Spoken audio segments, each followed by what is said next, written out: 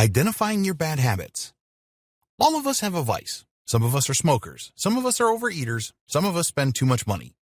The unfortunate fact is that most of us are usually trying to find a way to cope with the stresses that creep up on us during daily life. Maybe we aren't strong enough to handle them on our own. At least that's what we tell ourselves. And in ways this can be true, but filling the void with negative habits and behaviors isn't what we need. What we need most during times like these is a good support system. We need people on our side telling us that we can keep going even when we feel we are destined to fail.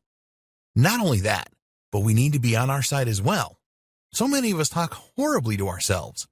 We stop believing we are capable of doing great things, or we feel overwhelmed and discouraged and don't see any point in continuing to try. We can get so beaten down and frustrated by the way things are going that sometimes we might even want to hurt ourselves a little bit. And that's what we do when we indulge ourselves in our bad habits. It can be quite discouraging to be a part of modern society, especially the way that marketing campaigns can so often try and tell us that the only way we will be good enough is by using their products.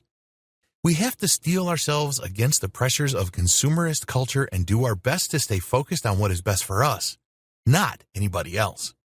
To do so, we have to identify our vices, so we know how to prepare for them. We have to stop and identify our triggers. What are the things that cause us to crave our vices? What situations or relationships are causing us to want to do things that are harmful to ourselves and our overall state of being? How can we begin to address these situations in a more positive way rather than by falling back on a vice that we know is only going to hurt us in the long run? Dealing with stress is the goal of this training.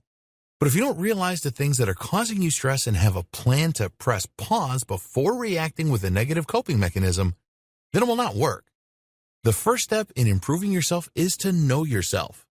That is one of the most important things you can do, especially when you are working on creating the life you want.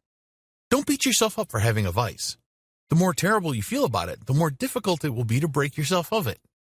It can become a very powerful and negative cycle of bad habit fueling bad feelings that cause additional stress that makes you crave your vice even more. Instead, work on practicing forgiveness and accountability. Know that you have a weakness, and if you fall back into using it, forgive yourself and try to stay away from it tomorrow. This is why many of the addiction therapies out there focus on the mantra one day at a time. It is important not to overwhelm yourself when you are focusing on improving. And this is something that all of us can do, no matter how badly off we happen to feel. So try to be honest with yourself. Think about what you do to cope with stress in an unhealthy way.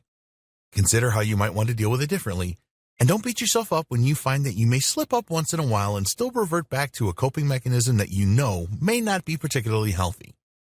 There's a fine line between self-care and self-destruction. Some of us may have a hard day and feel we should treat ourselves as a way of caring for ourselves. We may say, I need a glass of wine or I need a cigarette after the day we've had, but this isn't the case.